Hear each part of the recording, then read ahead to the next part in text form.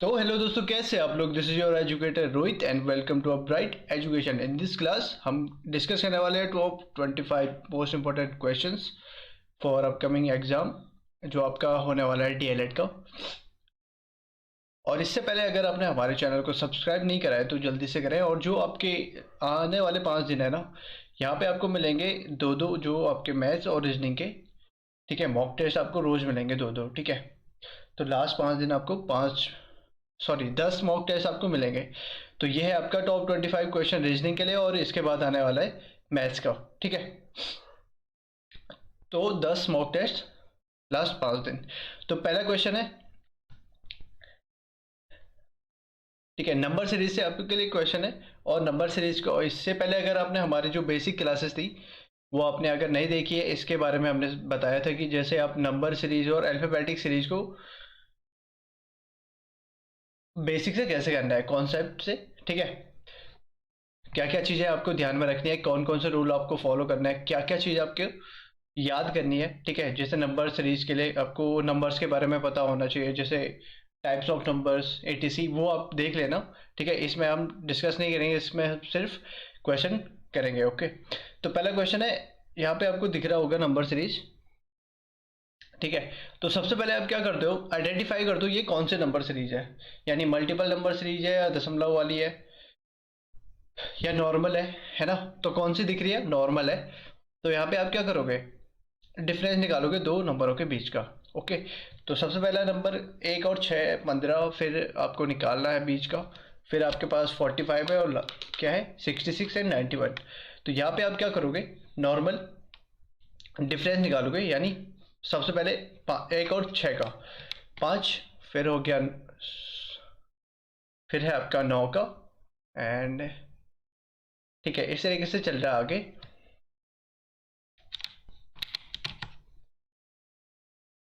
ठीक है। तो चेक करते हैं, थोड़ा कलर चेंज कर दूं, ओके। तो यहाँ पे, सॉरी, यहाँ पे है 5 का, और यहाँ पे हो गया 9 का। फिर यहाँ पे आपको चेक करना है, आगे देखते हैं आगे क्या है। यहाँ पे है 21 का, और यहाँ पे हो गया 25 का, ठीक है, ओके। तो यहाँ पे भी कितने का, अब यहाँ पे देखो थोड़ा सा चेक करना पड़ेगा। यहाँ पे देखो 21 और 25 कितने का डिफरेंस है, 4 का डिफरेंस, 5 और 9 के बीच भी 4 का डिफरेंस है। तो एक चीज़ आपको कंफर्म हो रही है, यानी जो सीक्वेंस बन रहा है, लॉजिक बन रहा है नंबरों का, वो क्या है, उनके बीच 4 4 का डिफरेंस हो सकता है, ठीक है। अब यहाँ पे देखते हैं, अगर 4 होगा तो यहाँ पे क्या होना चाहिए, 13 होना चाहिए, और 15 13 28, ठीक है, हो गया आपका। और यहाँ पे क्या होगा, फिर 17 का डिफरेंस होगा, तो ये सीक्वेंस सही हो जाएगी, ठीक है। तो यहाँ पे क्या आएगा, 28। अगला क्वेश्चन है फिर से नंबर सीरीज का, ठीक है। फिर क्या है आपका, 2 5 9 19 37, ठीक है। फिर से देख लेते हैं इसमें डिफरेंस निकाल के, 3 4 10, और यहाँ पे 18 का, ठीक है। कोई सीक्वेंस नहीं बन रही है शायद, चलो एक बार और करते हैं, 1 6, और यहाँ पे है 8। नहीं, कोई सीक्वेंस, ऐसा कोई सीक्वेंस नहीं बन रही है, ठीक है। एक चीज़ करते हैं यहाँ पे, देखो अगर आपने नंबर पहचाननी होगी तो एक इस तरीके से नहीं बना, तो आपको सीधे दूसरा करना है, ठीक है। 2 और 5, 2 और 5 में थोड़ा सा अगर इसको मल्टीप्लाई कर दें, 2 को मल्टीप्लाई कर दें 2 के साथ और +1 कर दें, यानी ×2 + 1, तो ये आएगा 5, ठीक है। फिर यहाँ पे ×2 करेंगे, -1 करेंगे, तो ये आएगा 9। तो 9 दूनी, फिर से आपका क्या करोगे, ×2 + 1, ओके, तो ये 19 हो जाएगा, और यहाँ पे ×2 - 1, तो ये 37 होगा। तो इसी तरीके से आगे क्या होगा, अब क्या हो रहा है, ×2 + 1 ×2 - 1 ×2 + 1 ×2 - 1, तो यही सीक्वेंस आगे बढ़ेगी, ×2 + 1 हो जाएगा अब। तो 37 दूनी 74, 1 75 आपका आंसर हो जाएगा, ठीक है। अगला क्वेश्चन है फिर अल्फाबेटिक सीरीज से। अब अल्फाबेटिक सीरीज के क्वेश्चन अब जिस आपको सॉल्व करना है, तो सबसे पहले आपको क्या होने चाहिए, प्लेस वैल्यू याद होनी चाहिए, ठीक है। जो ऑपोजिट अल्फ़ाबेट है उनके वो याद होने चाहिए, ठीक है, तो वो सबसे पहले इनकी प्लेस वैल्यू यहाँ पे रख लेंगे। ठीक है, क्या बन रहा है, डी ई एफ, फिर एच आई जे है, एम एन ओ है। तो एक चीज़ आपको, एक चीज़ ध्यान दो, ये क्या है, कॉन्जिक्यूटिव है, यानी डी ई एफ जो भी आपके पास, जो भी आपका ग्रुप है वो सारे के सारे क्या है, कॉन्जिक्यूटिव अल्फ़ाबेट्स का ग्रुप है। ओके, अब देखेंगे इसमें लॉजिक क्या लग रहा है। देखो, डी ई एफ 6 के बाद सीधे 8 जा रहा है ना, 6, ये 6 होता है और ये 8 पे होता है, तो एक का गैप है ना, एक अल्फ़ाबेट गैप है, यानी 2 का गैप है, 2 नंबर का गैप है, लेकिन एक अल्फ़ाबेट का गैप है और नंबर 2 का गैप है। इन दोनों में थोड़ा सा डिफरेंस देख ले रहा हूँ। ठीक है, मैंने बोला एक बार अल्फ़ाबेट, एक अल्फ़ाबेट का गैप है और 2 नंबर का गैप है उनके प्लेस वैल्यू के बीच। ठीक है, तो कंफ्यूज मत होना। फिर क्या है, जे और एम के बीच देखो, जे होता है 10 पे, एम होता है 13 पे, यानी 3, तो सी ठीक है। आगे होगा 4 का, यानी आगे आएगा अब 13 4 17, यानी आर्स। ठीक, नहीं, क्यू से स्टार्ट होगा, एम एन ओ, अच्छा नहीं, सॉरी सॉरी, लास्ट अल्फ़ाबेट में आपका जुड़ रहा है। ओके, तो 4 जोड़ेंगे तो 15 4 19 हो जाएगा, वो होता है आपका 15 पे, फिर जो उनकी प्लेस वैल्यू के बीच 4 का गैप है, यानी 19, तो क्या होगा, एस टी यू। ठीक है, तो ये आपका आंसर हो जाएगा एस टी यू, क्योंकि कॉन्जिक्यूटिव अल्फ़ाबेट है और लास्ट लास्ट अल्फ़ाबेट और अगले वाले के फर्स्ट अल्फ़ाबेट के बीच रिलेशन है। ठीक है, अब अगला क्वेश्चन है, यहाँ पे आपको फिल इन द ब्लैंक्स है। ठीक है, अब आपको इन चीज़ों में ना, ऐसे वाले क्वेश्चन में आपको एक चीज़ ध्यान देनी होती है, या तो आप लास्ट वाला एक ऐसा ग्रुप उठाओ, एक ऐसा पेयर उठाओ जो कंफर्म हो। देखो लास्ट में क्या आ रहा है, ए बी, तो ये आपका कंफर्म है कि या तो ए बी होगा। ठीक है, ए बी तो होना ही होना है उसमें। ओके, जो भी पेयर बनने वाला है उसमें ए बी होगा। ठीक है, जब फिल इन द ब्लैंक्स करोगे, जब यहाँ पे कुछ भी भरोगे तो ए बी तो आना चाहिए। ठीक है, ये कंफर्म है। अब यहाँ पे देखो, यहाँ पे क्या है, ठीक है, यहाँ पे बी रख लो। मैंने बोला ना, जो ए बी तो आएगा ही आएगा। ठीक है, जहाँ पे लास्ट खत्म हो रहा है वो आएगा ही आएगा, वो कंफर्म है। यहाँ पे भी ए आएगा, देखो ए बी हो गया, ए बी यहाँ पे आ गया, ए बी, फिर यहाँ पे बी आएगा। ठीक है, तो क्या बन रहा है, A B A B A B A B, ये ए बी हो गया, तो यहाँ पे भी क्या होगा, ऑटोमेटिकली ए बी होगा। ठीक है, तो इस तरीके से आपको ये देखना होता है, आपको कोई भी, या तो लास्ट में चले जाओ जहाँ पे खत्म हो रहा है, ठीक है, वहाँ पे कंफर्म करना होता है। ठीक है, तो इस तरीके से आप देख लेना क्या क्या क्या था, बी ए बी, तो ये कौन सा वाला है, ए बी, सेकेंड वाला ऑप्शन आपका आंसर हो जाएगा। और जितनी प्रैक्टिस करोगे उतना आपका फायदा है। ठीक है, रीजनिंग में।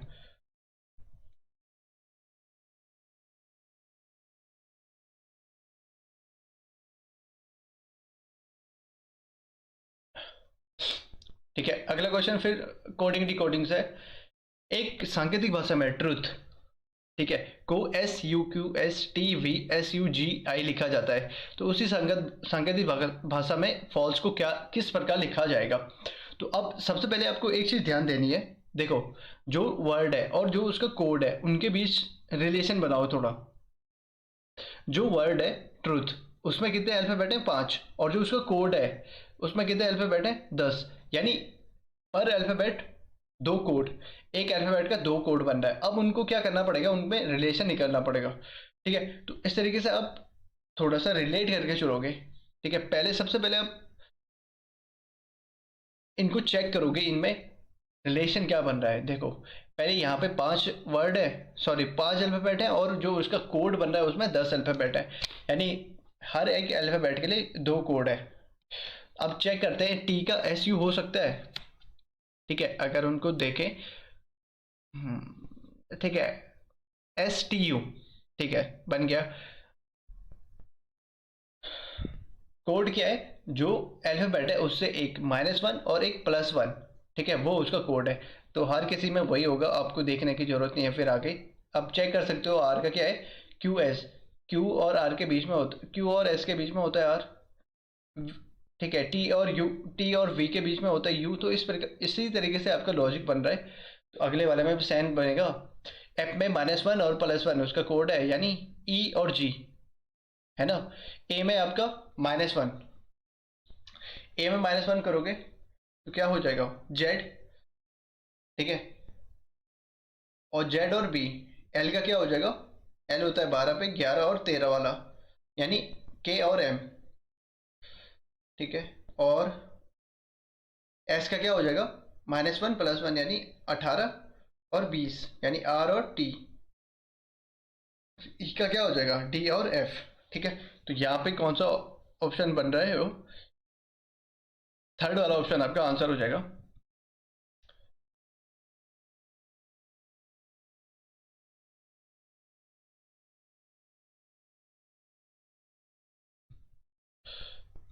ओके, नेक्स्ट क्वेश्चन है ब्लड रिलेशन से, और ये टाइप पूछा जाता है।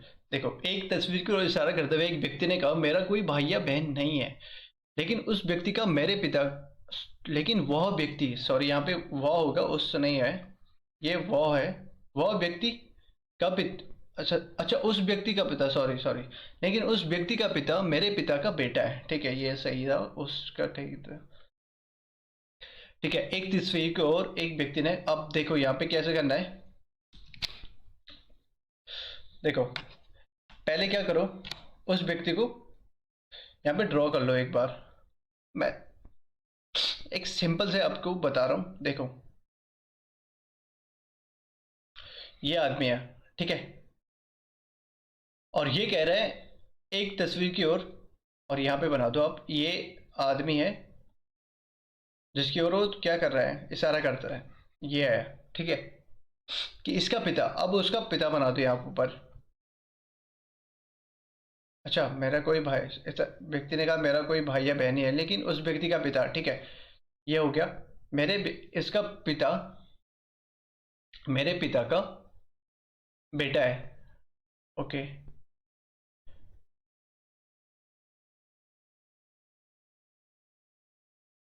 लेकिन उस व्यक्ति का पिता मेरे पिता का बेटा है, ठीक है। तो इसका पिता का बेटा, ठीक है,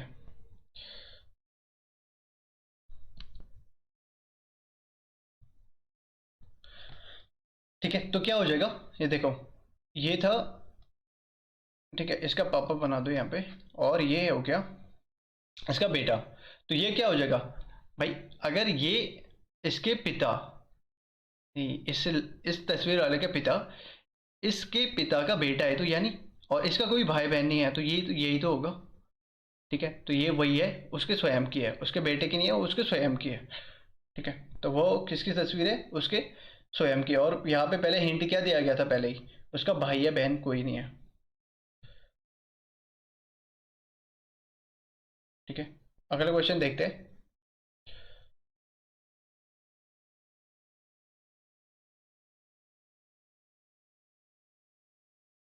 ठीक है, पी क्यू का बेटा है, फिर से ब्लड रिलेशन का क्वेश्चन है, पी क्यू का बेटा है जबकि क्यू और आर एक दूसरे की बहन है, ठीक है।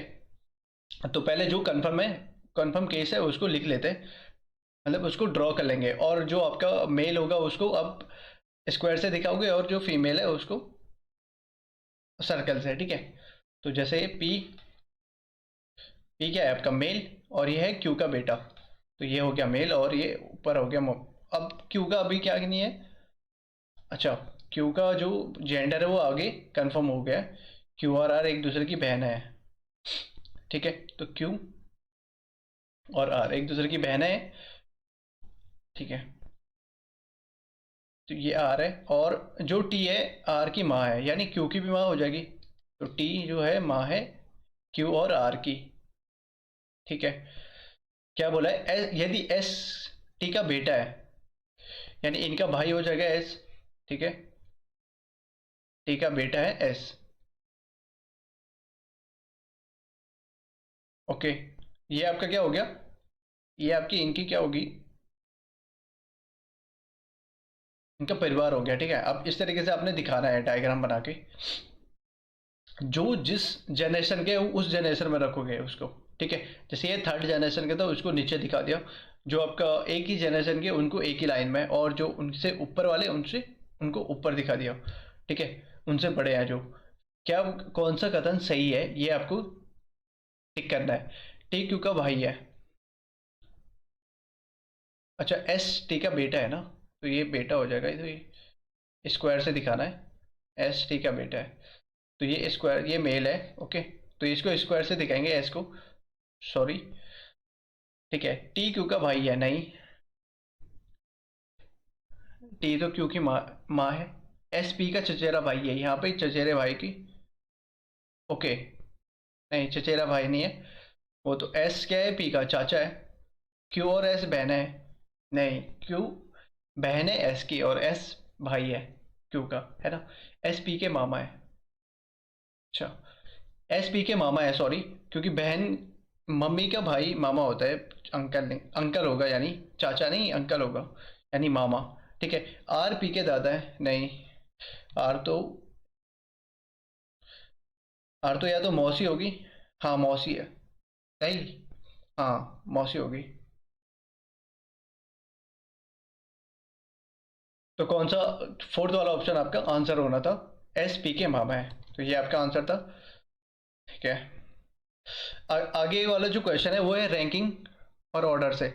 अलका माला से बड़ी है, गोपाल माला से बड़ा है लेकिन अलका से छोटा है, ठीक है। कपिल राम और माला से छोटा है, माला राम से बड़ी है। अब इनमें ऐसे क्वेश्चन में ना आपको एक कंफर्म केस, जब कंफर्म मिल जाए उसको सीधे लिखना है। जैसे आपका क्या था, अलका माला से बड़ी है, ठीक है, और गोपाल माला से बड़ा है लेकिन अलका से छोटा है, तो ये तीनों कंफर्म है, ठीक है। पहले आएगी थी अलका, ठीक है, और गोपाल माला से बड़ा है लेकिन अलका से छोटा है, यानी इनका जो ऑर्डर होगा ये होगा, अलका सब इनसे बड़ी होगी, गोपाल, फिर आपका है माला, ठीक है। अब मैं पूरे नाम से नहीं दिखाऊंगा, उनके फर्स्ट नेम से दिखाऊंगा, फर्स्ट अल्फाबेट से। कपिल राम और माला से छोटा है, माला राम से बड़ी है। कपिल राम और माला से छोटा है और माला राम से बड़ी है, ठीक है। तो माला के बाद कौन है, राम यहाँ पे, और कपिल सबसे छोटा। क्या पूछा है, क्वेश्चन क्या है, किसकी उम्र गोपाल और राम के बीच में है। अच्छा चार क्वेश्चन है ना। किसकी उम्र गोपाल और राम के बीच में है, गोपाल और राम के बीच में कौन है, एम, यानी माला। किसकी उम्र माला और कपिल के बीच में है, तो वो है राम। किसकी उम्र सभी पांचों के ठीक बीच में है, ठीक है, मिडिल वाला कौन है, एम, माला। सबसे बड़ा कौन है, वो है आपका अलका, ठीक है। तो ये थे इनके चार क्वेश्चन के आंसर। अब कुछ क्वेश्चन होंगे आपके डायरेक्शन, डायरेक्शन के, ठीक है, ओके। एक व्यक्ति दक्षिण की ओर मुंह करके खड़ा है, ठीक है, यहाँ देख रहा है, अभी इसकी, ये यहाँ पे है, ओके, ठीक है, यहाँ पे और नीचे देख रहा है, ठीक है, वाम आउट दिशा में, यानी उसकी बाएं दिशा में, ठीक है, अपनी बाएं दिशा में। अब यहाँ को देख रहा है तो इसका बायां कहाँ होगा, इधर, है ना, 135 डिग्री। अब देखो थोड़ा सा इसको ना इस तरीके से बना लो, जब आप, आपको डिग्री दिखाना है तो उनकी डायरेक्शन लिख बना लो पहले, ठीक है। और हर दो डायरेक्शन के बीच कितने का डिग्री का डिफरेंस होता है, 90 डिग्री, यानी 90 डिग्री का, सॉरी, एंगल होता है दो डायरेक्शन के बीच में, यानी साउथ और ईस्ट के बीच में कितने डिग्री का एंगल होगा, 90। हर दो डायरेक्शन के बीच में 90 डिग्री का एंगल होता है। तो अब यहाँ पे देखो, अगर वो यहाँ से नीचे देख रहा है यानी साउथ में देख रहा है, और बाई दिशा में 135 डिग्री घुमा, यानी पहले यहाँ पे आया,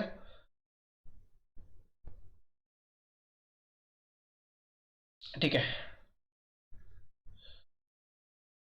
थोड़ा सा रुको, ठीक है। अब यहाँ पे आ गया वो, यहाँ पे आया तो वन, यहाँ पे आया, जब वो नॉर्थ ईस्ट सॉरी साउथ में देख रहा है तो 90 कहाँ घूमेगा, लेफ्ट में अगर 90 घूमेगा तो ये आएगा ईस्ट की सॉरी वेस्ट की साइड। ठीक है, तो वेस्ट पे यहाँ पे 90 हो गया और फिर क्या आ गया 40 फिर। तो यानी अब कहाँ हो गया उसका, नॉर्थ वेस्ट में हो गई उसकी अभी। ठीक है, और फिर वो क्या करा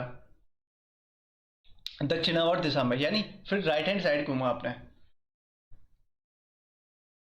135 तो यहाँ पे हो गया, कहाँ पे, यहाँ आ गया नॉर्थ वेस्ट में। ओके सॉरी ये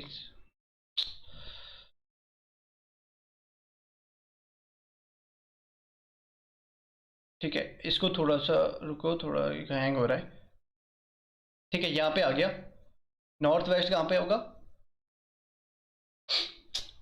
अरे यार क्या हो रहा है। ठीक है, तो इस तरीके से बना लेना, ये थोड़ा हैंग हो रहा है मैं ऐसे ही बता दूं। तो नॉर्थ वेस्ट में आएगा 135, जब वो बाएं घुमा अपनी जब साउथ में देख रहा था तो बाएं कहाँ होगा, इस साइड क्लॉक वाइज डायरेक्शन में, है ना। तो वेस्ट में आया 90 फिर 45, यानी वेस्ट के बाद नॉर्थ आना था तो बीच में 45 पड़ गया, नॉर्थ वेस्ट में अब उसकी डायरेक्शन होगी। फिर वो कहाँ घुमा है दक्षिणावर्त दिशा में, यानी अब वो कहाँ देख रहा है, उसका राइट हैंड साइड घूमना है उसने। ठीक है, 180, 180 क्या होता है आपके ठीक पीछे, यानी एक लाइन बन जाती है सीधी। तो अगर वो नॉर्थ वेस्ट में देख रहा है जब वो 135 घुमा था, अब तो 180 कहाँ होगा उसका ठीक पीछे, यानी साउथ ईस्ट में। ठीक है, तो अब कहाँ आ गया साउथ ईस्ट में। क्या पूछ रहे हैं, वह किस दिशा की ओर मुंह करके खड़ा हुआ है, तो कहाँ होगा साउथ ईस्ट। साउथ ईस्ट वाला ऑप्शन आपका क्या हो जाएगा, तीसरा दक्षिण पूर्व। थोड़ा ये जो टैब है वो थोड़ा सा हैंग हो रहा है इसलिए मैं बना नहीं पाया। ठीक है, अब जैसे ये ठीक होता मैं अब अगला क्वेश्चन कर दूंगा।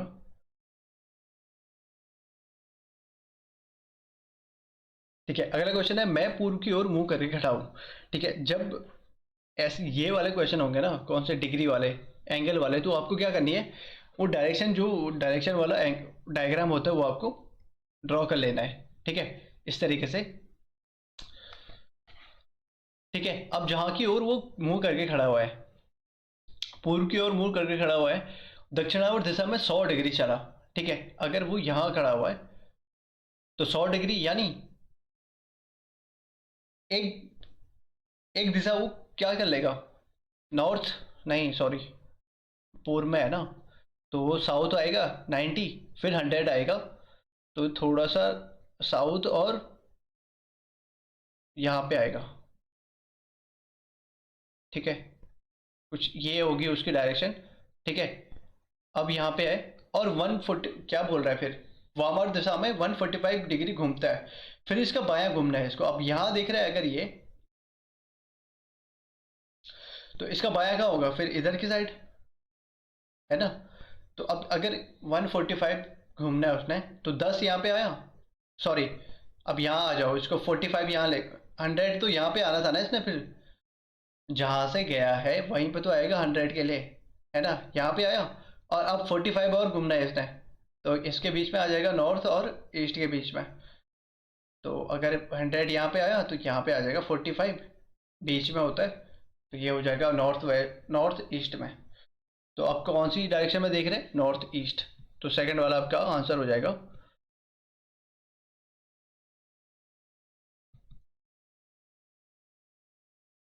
अगला क्वेश्चन है अंग्रेजी वर्णमाला में क्रमानुसार लगाइए। ठीक है, आपके पास 5 वर्ड दे रखे हैं। ठीक है, अब थोड़ा सा इसको देख लेते हैं। देखो, फर्स्ट के जो दो अल्फाबेट है वो सारे में सेम है ना। तो अब तीसरा जो अल्फाबेट होगा वो डिसाइड करेगा फर्स्ट पे कौन आएगा। ठीक है, तो फर्स्ट पे तो ये आने वाला है क्योंकि इसका थर्ड जो अल्फाबेट है वो बी है। ओके, तो फर्स्ट हो गया 3, तो 3 हो गया, फिर क्या होगा,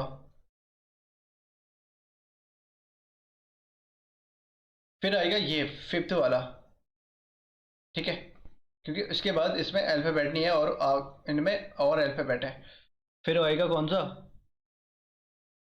एस, तो ये आएगा आपका सेकंड वाला, क्योंकि थर्ड वाला एस है और जो फोर्थ है वो ई है।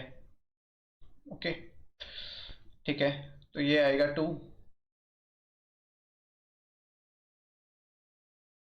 और फिर आएगा आपका फर्स्ट, और फिर आएगा लास्ट, फर्स्ट और फोर्थ, सॉरी, फिर आएगा फर्स्ट एंड फोर्थ, उसके बाद आएगा फोर्थ। ठीक है, तो ये आपका उनका जो सीक्वेंस थी वो होगी 3 5 2 1 4।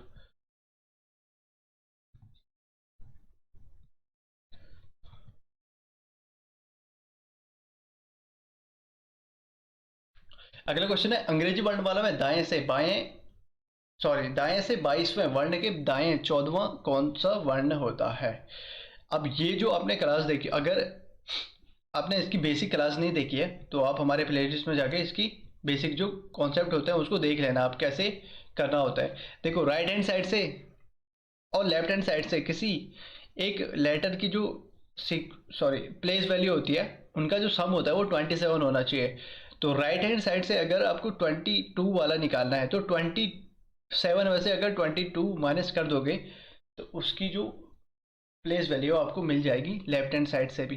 ठीक है, तो अगर राइट हैंड साइड से और लेफ्ट हैंड साइड से सेम अल्फाबेट तो सेम रहता है लेकिन प्लेस वैल्यू चेंज रहती है, उन दोनों का सम कितना होता है 27। तो इस ट्रिक से आप निकाल सकते हो 27 में से अगर 22 माइनस कर दिया तो 5 है ना। तो लेफ्ट हैंड साइड से जो 5वें पे होगा राइट हैंड साइड से वही 22 पे होता है। तो आप क्या बोला है, अच्छा ये क्वेश्चन तो ये नहीं है लेकिन उसने क्या बोला है, दाएं से 22वें के वर्ण के दाएं 14वां, यानी अगर दाएं से 22वें आई फिर उसके दाएं जाना है 14, तो आप सीधे सीधे क्या नहीं क्या करोगे, 22 में से 14 घटा दो ना सीधे, क्योंकि पहले आप लेफ्ट आ रहे हो फिर उसके राइट जा रहे हो, तो क्यों ना आप उन दोनों को पहले ही माइनस कर दो और राइट से उतना आ जाओ, तभी तो आंसर वही आएगा। ठीक है, तो 22 में से अगर 14 घटा दो 8, तो राइट हैंड साइड से 8वें पे कौन होता है, तो 27 में से 8 घटा दो, तो जो 8वां जो लेफ्ट हैंड साइड से जितना होगा वो राइट हैंड साइड से 8वां होगा। तो 27 में से 8 घटाओगे तो 19, तो एस कितने, सॉरी, लेफ्ट हैंड साइड से एस होता है 19 पे, तो राइट हैंड साइड से वही आपका 8वें पे होता है, तो एस आपका आंसर हो जाएगा। ठीक है, अगला क्वेश्चन है, 20 पैसे 25 पैसे के कुल 324 सिक्के हैं और टोटल रुपए जो मिलके बन रहे हैं वो है 71। ओके, अब यहाँ पे ना आपको एक जो रेशियो है वो मिसिंग है ना, तो विदाउट रेशियो का भी आप कर सकते हो, लेकिन आपको थोड़ा सा कॉन्सेप्ट पता, थोड़ा सा बेसिक पता होगा, बस बेसिक पता होना चाहिए।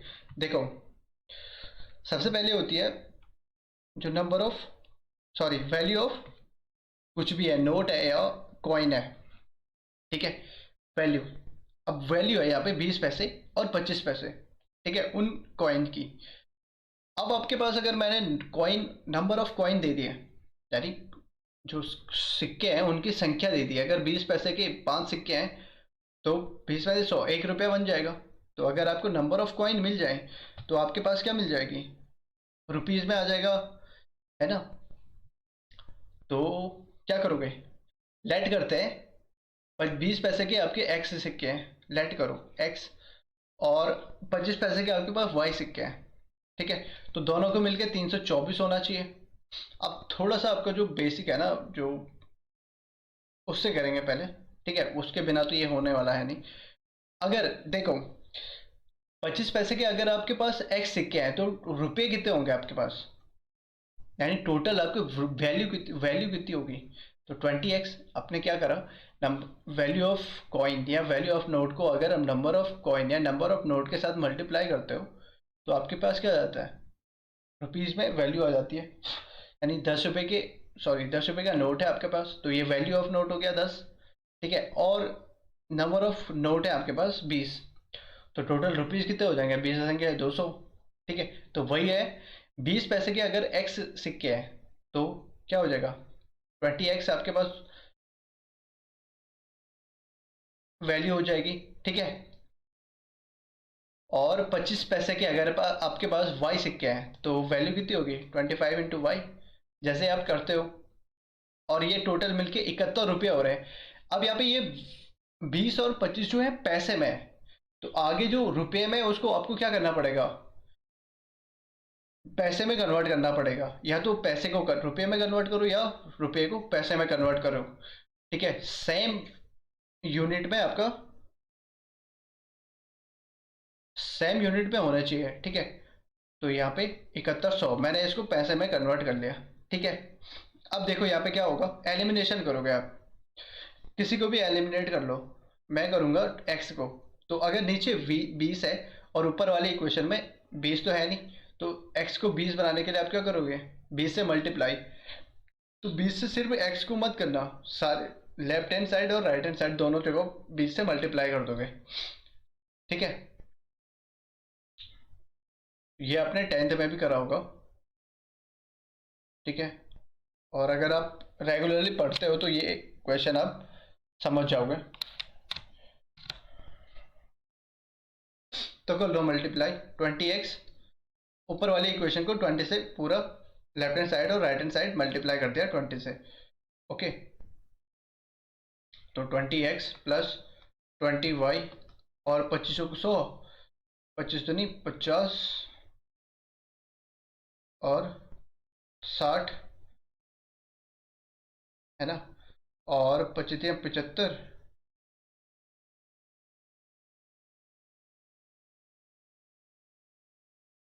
कितना हो रहा है, 25 को 100, 25 तो नहीं 50 और 10 60, अरे जीरो होगा ना ये।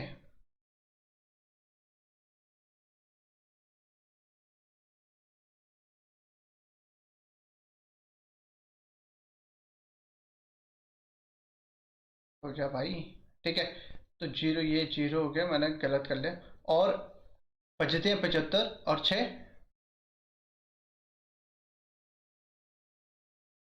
अरे 25 से नहीं करना, 25 से नहीं करना था, 20 से करना था, सॉरी। मैं 25 से कर रहा हूँ, सॉरी सॉरी, 20 से करना था ना। तो मतलब ये ज़्यादा क्यों आ रहा है। तो क्या हो जाएगा, 324 को 20 से कर लोगे, यानी जीरो, 4 दूनी 8 और 32 दूनी 64। तो 6480 आपका आंसर हो जाएगा। ऊपर तो आपका 7100 है, थोड़ा सा वेट करना पड़ेगा, ओके। हो गया है, देखो यहाँ पे 25 से नहीं 20 से करना था, सॉरी। तो ये 6480 हो जाएगा, है ना। अब यहाँ पे ये 20 था, 20x था ना ये, ठीक है। थोड़ा सा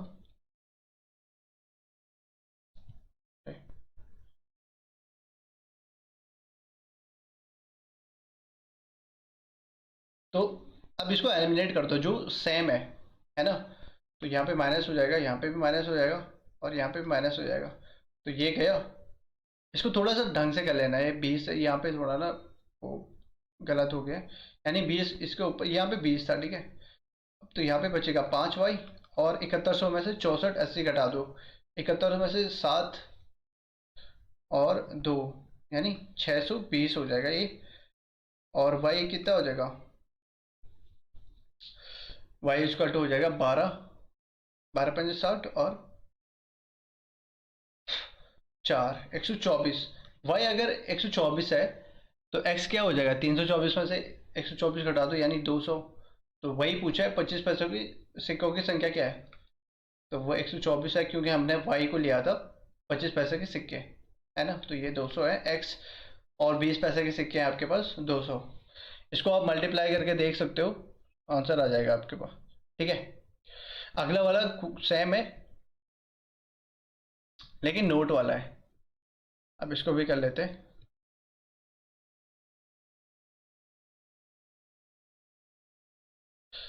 बस ये टैब रुके ना, देखो एक व्यक्ति के पास 1 रुपये, 1 रुपये,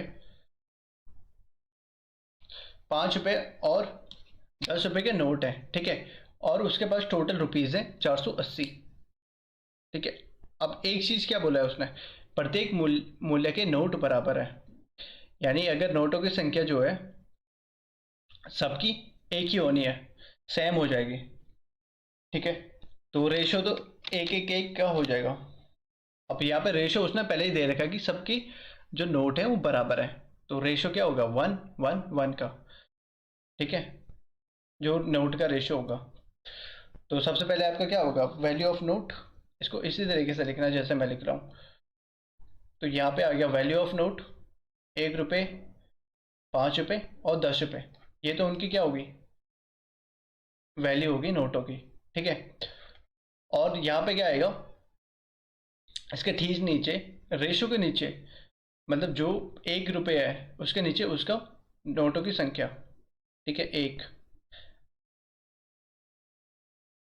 5 के नीचे उसके नोटों की संख्या, और 10 रुपये के नोट के नीचे उसके नोटों की संख्या। और इन दोनों को मल्टीप्लाई करते हो तो आपके पास आ जाती है रुपीज़ में वैल्यू, ठीक है। तो एक एकम, एक,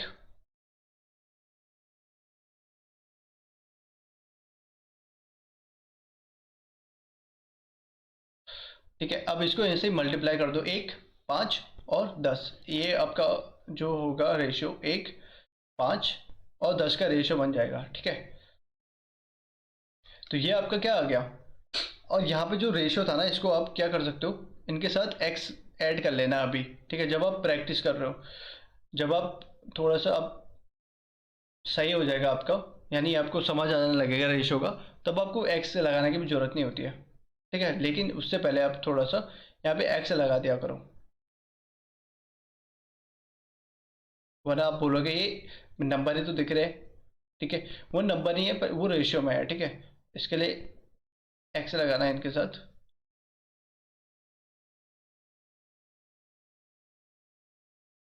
और यहाँ पे भी 5 के साथ, 5 के नोट के साथ भी, ठीक है।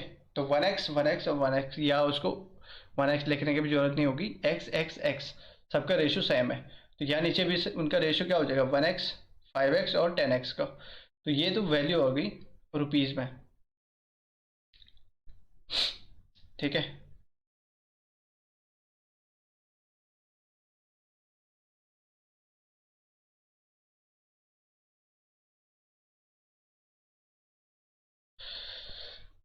तो ये होगी रुपीज़ में, और रुपीज़ कितने आपके पास, 480। तो यानी इन सबको जोड़ दो, 10 5 15 1 16। तो 16x इक्वल टू 480 होना चाहिए, ठीक है। कब होगा, जब x इक्वल टू 480/16, यानी x इक्वल टू 30 होगा, तभी आपका। अब क्या बोला है, उसके पास नोटों की कुल संख्या कितनी है। अब देखो, सबके नोटों की संख्या 30 30 30 है, यानी टोटल कितना हो जाएगा, 30 30 और 30 90, ठीक है। तो उसके पास कितने नोट है, 90।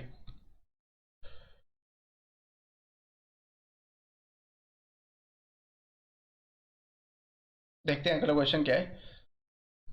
थोड़ा सा देर इसलिए लग रही है भाई, ये टैब बहुत हैंग हो रहा है, मैं पहले ही भी बता चुका हूँ आपके लोग को। अगला क्वेश्चन है फिर से। अब जो आगे वाले क्वेश्चन है उनमें ज़्यादा लिखने की जरूरत नहीं पड़ेगी, मैं ऐसे समझा दूंगा। देखो, 18 12 3, और इसका जो नंबर है वो है 72, ओके। अगला क्वेश्चन, अगला लिखा है कॉलम में 24 14, और आगे आपको निकालना है, और नीचे आपका नंबर है 11 12 112, 112 32 16 और 4 का जो रिलेशन है 128 के साथ है। अब देखो क्या करना पड़ेगा थोड़ा सा, ठीक है। अब इनको थोड़ा सा देखो, कॉलम में ही आपका क्या है, जो कॉलम में नंबर है उनके बीच ही रिलेशन है, ठीक है। 18 12 3 का रिलेशन 72 के साथ इस तरीके से बनाना पड़ेगा आपको, ठीक है। 18 12 30, 30 3 90, नहीं नहीं, 18 12 30, नहीं, नहीं हो रहा है।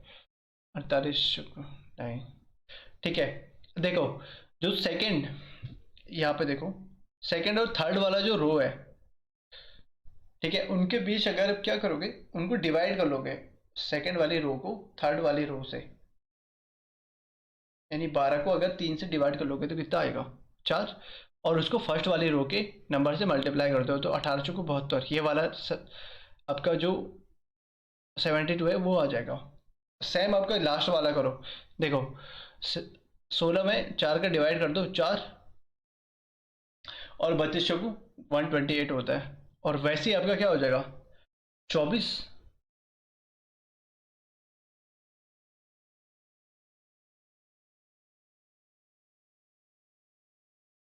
और नीचे है आपका 14 और फिर है 112। कुछ गलत हो रहा है शायद यहाँ पे। 24 की जगह पे 16 कर दो। ये 16 करना है आपको, फिर नीचे वाला ये 16 है यहाँ पे, ठीक है। ये 16 है। 16 कर लेना इसको। देखो, और फिर यहाँ पे हो जाएगा 14 2, तो यहाँ पे हो जाएगा 16, ये हो जाएगा 2, तो 16 7 होता है 112, ठीक है। तो यहाँ पे आना चाहिए आपका 2, ठीक है। तो यहाँ पे 16 था, इसको मिटा देना, कुछ गड़बड़ हो रही, ठीक है। अगला क्वेश्चन आपका दर्पण प्रतिबिंब और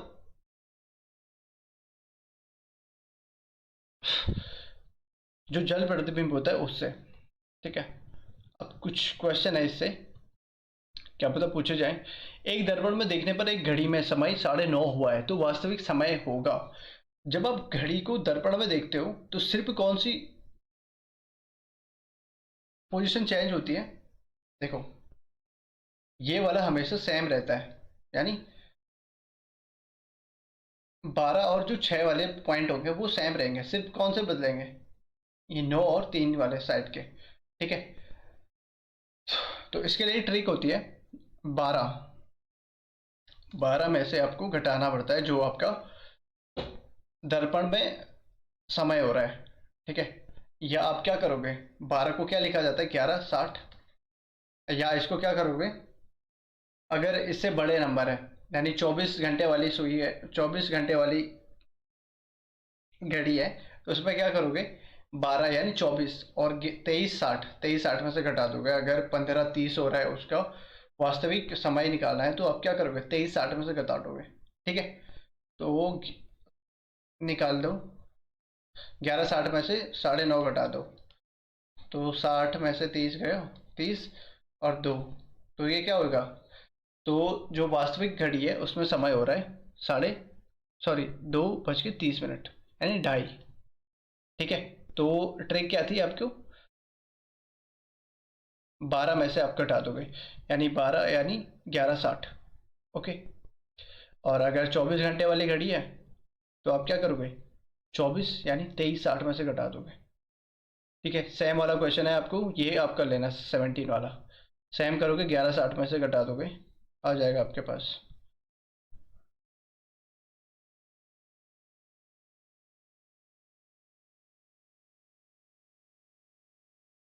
ओके। अगला क्वेश्चन है, एक घड़ी में 8:30 बजे कितने डिग्री का कोण बनेगा उसके घंटे और सुई, सॉरी, मिनट और सुई के बीच?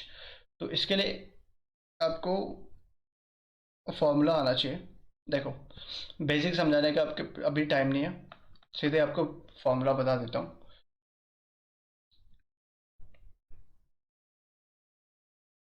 आवर इंटू 30,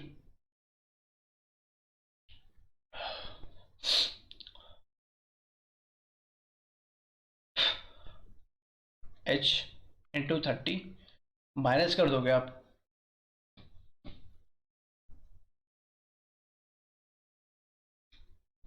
1/2,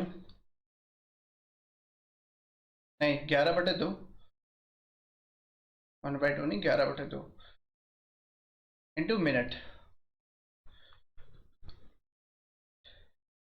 ठीक है। अब आपको अगर, ठीक है, तो यहाँ पे आप क्या करो, देखो एच क्या है आपका, 8 हो रहा है, यानी जो घंटे वाली सुई है आपकी 8 बजे है,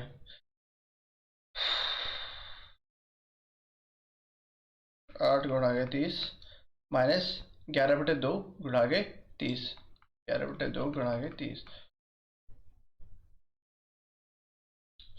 अब मल्टीप्लाई कर दो, 8 × 24, और ये 2 से 30 कटा 15, और 15 के रंग क्या होता है, 165। अब इतना तेज मैं कैसे कर रहा हूँ, मेरी कैलकुलेशन सही है, ठीक है।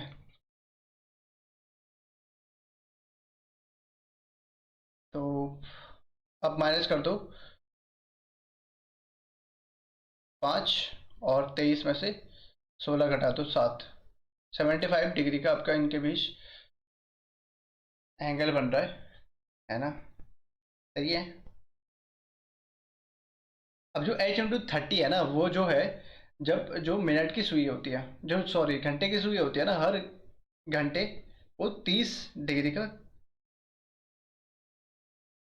30 डिग्री क्या करती है, मूव करती है। ठीक है, तो अगर बेसिक समझाना आएगा तो नहीं, बहुत टाइम लग जाएगा। देखो, एक मीटिंग में 45 लोग एक दूसरे से हाथ मिलाते हैं, तो बताइए कितनी बार हाथ मिलाए जाएंगे। अब एक चीज यहाँ पे ध्यान देने वाली बात है। एक,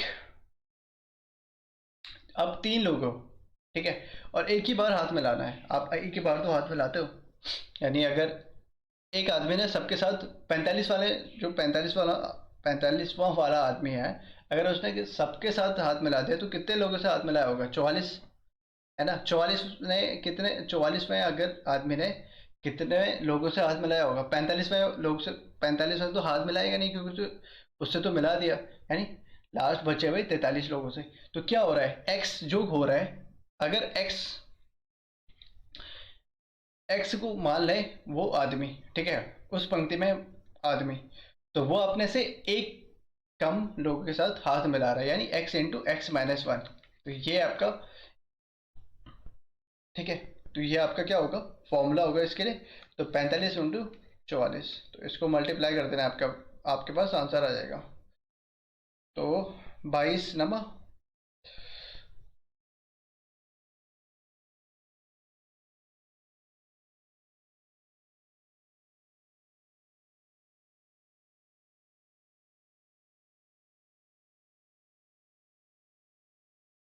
90 गुणा के 22 भी सेम होगा, और ये हो जाएगा 9×3 = 18, 9×3 = 19। तो आपके कितने हो जाएंगे, 1980 बार हाथ मिलाए जाएंगे।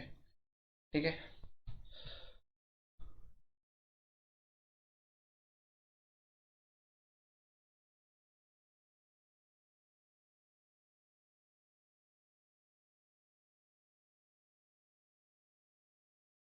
ठीक है। 2 साल पहले रीना और रानी की आयु का अनुपात था 2:5। 3 साल बाद उनकी आयु का अनुपात 1:2 हो जाएगा, तो उनकी वर्तमान आयु ज्ञात करनी है। तो रीना यहाँ पे है और रानी यहाँ पे है, ठीक है।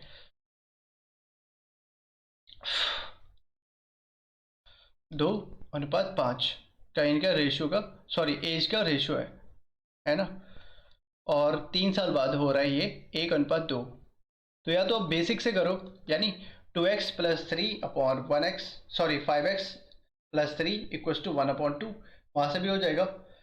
ठीक है, या आप क्या करोगे, इनके बीच देखो, रीना, रीना की एज में क्या हो रहा है, 3 साल का इजाफा हो रहा है, 3 साल बाद पूछा जा रहा है। और रानी की एज में भी 3 साल का इजाफा है, यानी 3 साल के बाद की एज पूछी जा रही है ना। उनका रेशियो भी दे रखा है, 3 साल पहले का और 3 साल बाद का, यानी उनके बीच का जो डिफरेंस होना चाहिए वो सेम होना चाहिए, एक ही डिफरेंस होगा। तो 2 और 1 के बीच में एक ही डिफरेंस है, ठीक है। और 5 और 2 के बीच में 3 का, तो यहाँ पे गड़बड़ हो गई, ये जो है डिफरेंस गड़बड़ हो रहा है। तो ये डिफरेंस को सही करने के लिए आप क्या करते हो, जो ऊपर वाला रेशियो है उनके बीच का डिफरेंस को नीचे वाले रेशियो के साथ मल्टीप्लाई कर देते हो, और नीचे वाले रेशियो के बीच के डिफरेंस को ऊपर वाले रेशियो के साथ मल्टीप्लाई कर देते हो। तो ऊपर वाले के रेशियो के बीच का डिफरेंस है 3, तो नीचे कर लो 1 और 2 के साथ उसको मल्टीप्लाई, ठीक है। और नीचे वाले का रेशियो है, उनके बीच का डिफरेंस है 1, तो उसको आप मल्टीप्लाई कर दो ऊपर, तो वो सेम ही रहेगा 2 और 5। तो कोई चेंज तो होगा नहीं इसमें, सिर्फ चेंज होगा नीचे वालों में, ठीक है।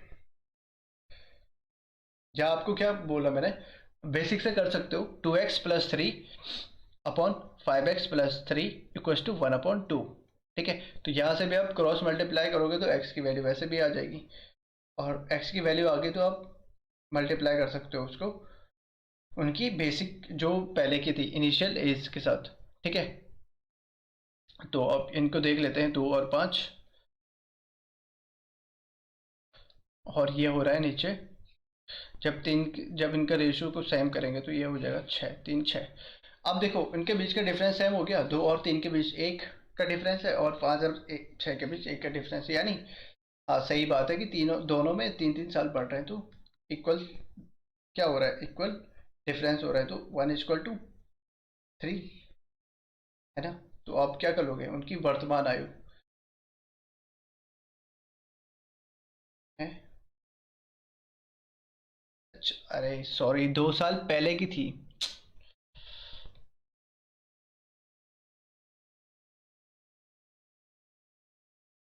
चलो कोई नहीं, यहाँ पे क्या कर लोगे, 3 और 2 5, तो 1x = 5, क्योंकि आप 2 साल पहले और 3 साल बाद के बीच का क्या कर रहे हो, सीधे रेशियो में। ठीक है, तो 1 = हो जाएगा 5। इसका जो बेसिक है ना, बेसिक क्लास है, वो हमने वो पहले ही हमारे प्लेलिस्ट में देख लेना आप।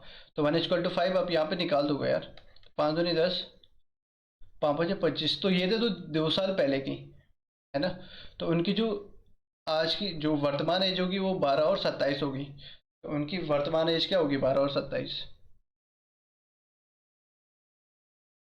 तो ये थे आपके जो इम्पोर्टेंट क्वेश्चन थे। ठीक है, थोड़ी सी जो बीच में जो रुक रहा है वो है आपका जो टैब की वजह से थोड़ी दिक्कत हो रही है। ठीक है, वो हैंग हो रहा है लैपटॉप पे, थोड़ा सपोर्ट नहीं कर रहा है। तो मिलते हैं आपको अगली वीडियो में। ठीक है।